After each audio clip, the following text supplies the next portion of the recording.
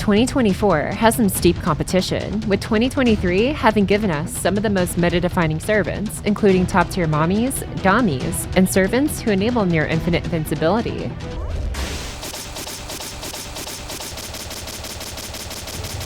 Why won't you die?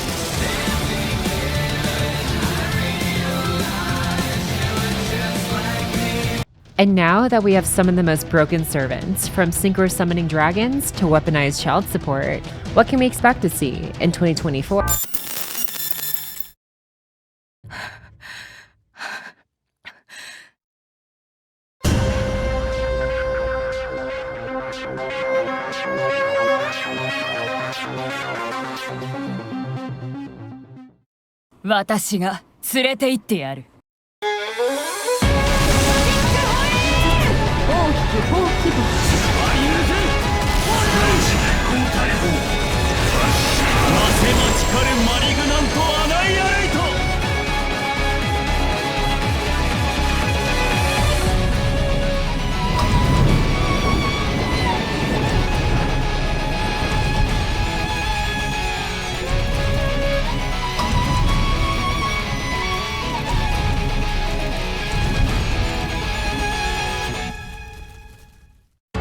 FGO is rapidly approaching 9 years of service, and the roster of meta-defining servants from previous years has reached a point where the top 10 list would be composed of the same servants every year. So to accommodate newer players as well as veterans alike, both rerun and new servants will be included in an honorable mentions and a top 10 list respectively, which can be found in the description below.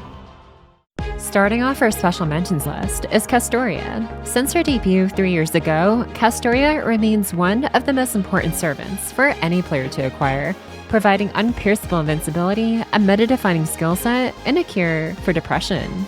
まあ、どうせバスターの話でしょうけど。困ったらすぐカラティーンに決まってます。 Here are the rest of the servants who qualified for the special mentions list this year, with the notable ones being Koyanskaya and Oberon, whose supportive capabilities can enable some of the highest damage values in the game, as well as Morgan and Melusine, who deal some of the highest damage values while also being proficient at farming free quests, clearing bosses, and clearing your wallet. For more info on the rest of the special mentioned servants, I'll have their estimated rate updates as well as links to their servant guide videos by GNA Reviews linked in the description below. Moon Shuttle check. Buster Arrow system 96% 充填。ファイルドライブフットロック。仕留める。 Minamoto no Tamatomo is a mecha archer whose skill set turns him into a beatstick, capable of hitting harder than my dad did the first time he caught me running away from home. In the early game, Tamatomo serves as a simple buster farmer who can clear waves of enemies with the right supports. However, some endgame fights have gimmicks that nullify specific damage types, such as crit damage, NP damage, or block damage altogether. But for Tamatomo, his diversified buffs combined with his ability to bypass evasion, invincibility, and defense effects make him a consistent damage dealer for endgame content. But wait, there's less. Tamatomo's damage is average when considering other servants who are more specialized in farming waves of enemies or boss killing. But for players who don't yet have a well-diversified roster, Minamoto no Tamatomo is a great pickup for new players or those too lazy to read game mechanics. Minamoto no Tamatomo will be getting his first rate up around July of 2024.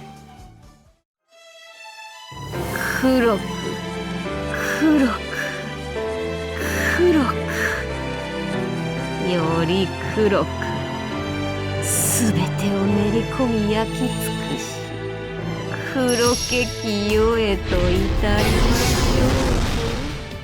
Sun no Rikyo is a crit-focused berserker who also excels as a quick farming DPS. Her crit damage rivals that of many single-target servants, while also being able to clear enemy waves with her NP, dealing upwards of 113,000 damage per enemy at NP 1. Sun no Rikyo is the embodiment of tiny but mighty. Her size may be small, but it's what's on the inside that counts. Right, fellas? Sun no Rikyo's glass cannon design makes her dependent on supports to keep her alive.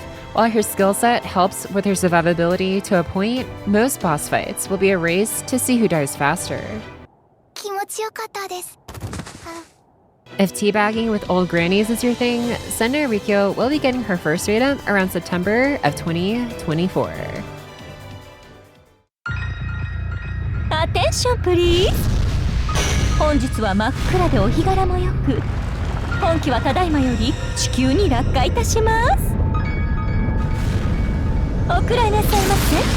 ツングースカ9ドライブ。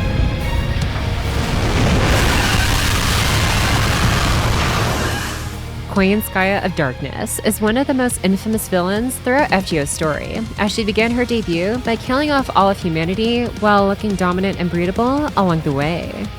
Basically, the team is Expanding Fox. The name is not sus at all, by the way. Don't look it up on Google. Strategically, Dark Koyanskaya offers some team utility for a main damage dealer thanks to her party-wide MP charge and damage buffs, which help her enable some niche level 90++ farming teams, and some serviceable farming capabilities for wave clearing. However, parts of Koyanskaya's skill set are rather situational, and when it comes to longer fights, she is dependent on supports to keep her alive, as she has no survivability tools of her own. Aesthetics-wise though, Koyanskaya of Darkness is one of the flashiest servants around, and also one of the most likely to crash your phone.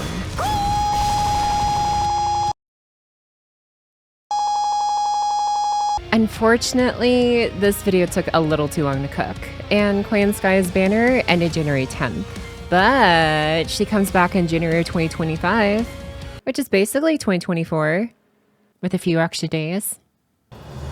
我が名は偽り、我が身は神。さあ、この巨人を誇りとして今一度手綱を握らう。打ち砕けヘパティックホイー Hephaestion is a single target DPS with a very simple kit. She protect, she attack, and she know how to smash. Hephaestion excels at nuking one enemy multiple times and is a great primary or secondary DPS for clearing waves with a single high HP enemy that most AoE servants would otherwise have trouble clearing. Hephaestion's skill set and class give her partial or full class advantage against 5 out of the 7 most common class types, with her main downsides being a lack of effective survivability or team supportive skills, but is an otherwise effective single target nuker. Hephaestion should be on raid up at the time of this video's release, and will be available through January 30th of 2024. But if I end up stalling this video harder than YouTube stalls adblock users, then she will also be available from the free SR ticket around. Still using adblock? She will also be available from the free SR ticket around May of 2024 and from the free SR selector around October of 2025.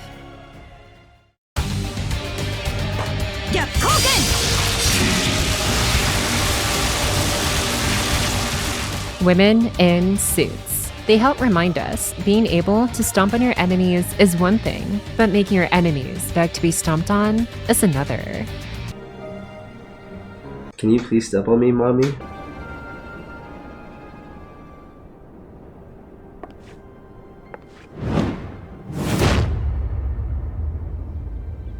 Bizet's skill set is pretty straightforward, wielding damage buffs, NP charge, and some survivability, but she has one of the most unique NPs in the game. If you hit her, she attacks. If you look at her, she attacks. And if you even think about her, she'll beat you so hard, you'd wish she could do it again. Bizet is the capable quick DPS who can deal significant bursts of crit damage, and is great for solo content and niche farming scenarios. However, outside of these circumstances, Bizet doesn't offer more than other proper 3-turn farmers or boss specialized servants who don't rely on being attacked to deal their main source of damage. Bizet hits hardest when the enemy acts out, and much like my dad, she also has no problem beating kids.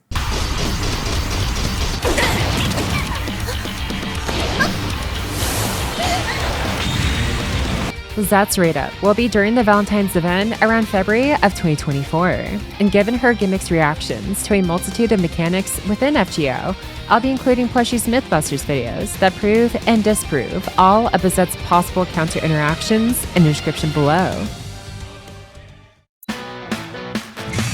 いの何が面白い？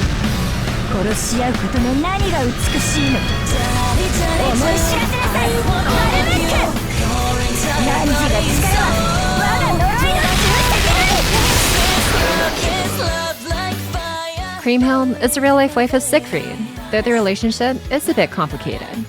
愛してもいなかった妻に何かご用ですか、この野郎。あなたのように大変ご立派な英雄様が気にかける存在ではありませんよ。それではこれにて失礼します。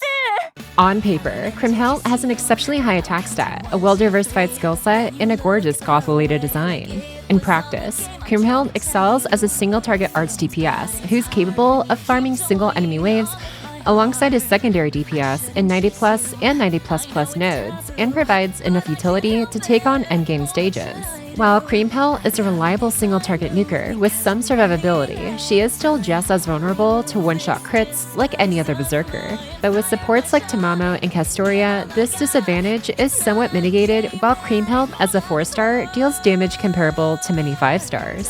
Kriemhild will be getting her first raid up around June of 2024, her second raid up around November of 2024, and she'll also be available from the free SR Selector around October of 2025. Or you could roll 1,300 sync quartz on her banner and not get a single copy.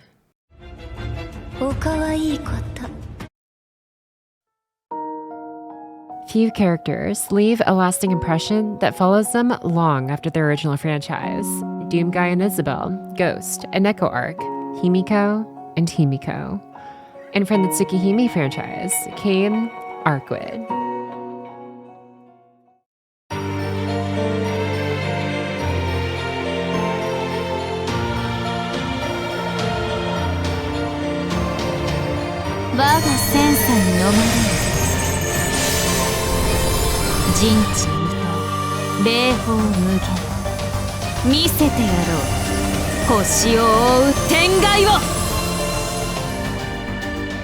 From reaction streams to grand orchestral concerts, Arcwood, aka Archetype Earth, had quite the welcome party during her initial debut.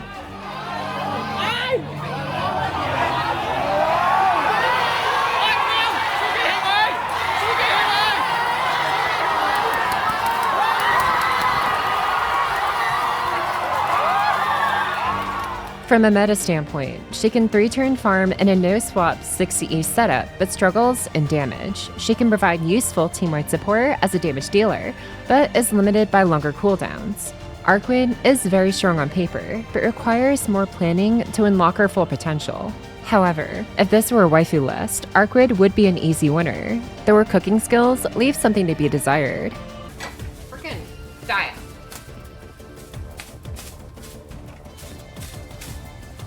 Oh, what? Yeah! Oh, shit! If you're unfamiliar with any of the terms used throughout this video, I have my FGO Dictionary video and FGO Dictionary Document linked below. Arcwood will be getting her first and only known raid up to date during FGO NA's 7th anniversary around July of 2024. 遠い楽園、開かれた希望、香るひとひらを送りましょう。彼方でも確かにそこにあると。兆しを抱いて歩みなさい。According to the judgment of the Oratrice Mécanique d'Analyse Cardinale, we now turn to the... Proto-Merlin is one of the most useful and arguably least used top-tier servants in 2024. Currently, Castoria and Tamamo dominate the art support meta. Castoria guarantees invulnerability and debuff cleanse, while Tamamo supplies cooldown reduction and healing, with both supports providing damage buffs and MP charge. For the average player who prefers spamming skills and MPs and hoping for the best, the Castoria-Tamamo duo offers much more success towards these monkey gaming tactics compared to Proto-Merlin, who would require replacing either Castoria, which removes the unpierceable invincibility and cleanse, or Tamamo, which removes the cooldown reduction that is essential to the button mashing playstyle. However, Proto-Merlin currently is the best arts crit support, enabling servants like Saito to hit over 500,000 arts crit damage, while providing steady MP regeneration and pseudo healing in the form of max HE buffs to the team. Comparisons aside, Proto Merlin is an excellent arts crit support who's great for stall teams, gets a head start on her NP thanks to her passive, and will get her first raid up around August of 2024. 雨が来たりて命が騒ぐお山のふもとを流れる山神分かれて神となす息吹の御霊八脈怒涛 Farming is a constant of mankind throughout the history of Fate Grind Order, farming the same stage over and over for weeks at the cost of our hygiene and livelihoods has long been tradition of lotto event periods. As time progressed, so did our farming tools, from the early hoe to the double milkers. And in 2024, Summer Ibuki brought the farming meta to new heights. When compared against farmers like Space Ishtar and Summer Kama, Summer Ibuki deals more damage on the first two waves, but roughly the same amount by the third wave, albeit with more consistency. For those who already have Space Ishtar or Summer Kama, Summer Ibuki is like going from the iPhone 14 to the 15. And for $1,000, you're better off spending it on an unforgettable experience over at my only frick. Or you can watch me for free over at twitch.tv/PocketChalk. Besides Summer Ibuki's farming ability, she also provides decent crit damage with her skill set, can serve as a niche support for servants like Arquid, and excel in certain boss fights with her NP's effect. However, she also lacks survivability skills, has the 7th lowest HP stat as a 5-star, and can die to a single crit thanks to her Berserker class. Still, she can excel with the right supports like any other servant, and will be getting her first raid up around August of 2024, alongside one of the most powerful 4-stars, Summer Erise, who is a single target arts DPS that hits harder than many 5-stars, making this year's Summer banner worth the extra mortgage.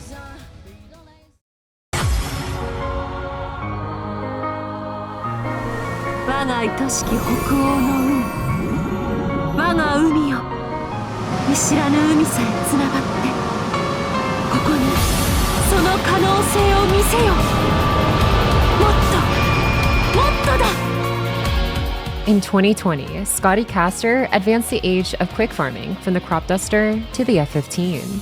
2 years later, Castoria would break the arts meta and the game itself. Last year, Koyanskaya and Oberon demonstrated the Buster Way of life, introducing the age of nuclear farming. And in 2024, Summer Scotty gave the potential to generate more digits than the guy from Taco Bell did when he tried asking for mine. Summer Scotty specializes as a crit and dual DPS supporter. Every one of her skills has a crit-related buff and can enable some servants to hit crit damage in the millions. As for farming, Summer Scotty can be an efficient farmer herself and provides some of the highest party-wide damage buffs, which will see more and more use as dual DPS teams become more common with the advent of 90++ farming nodes.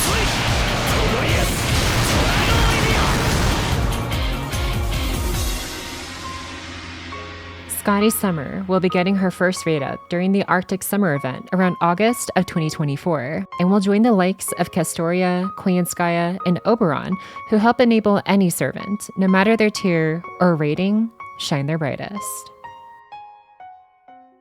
2023 was a loaded year for Fate fans, anime fans, and anyone who is a fan of peak fiction.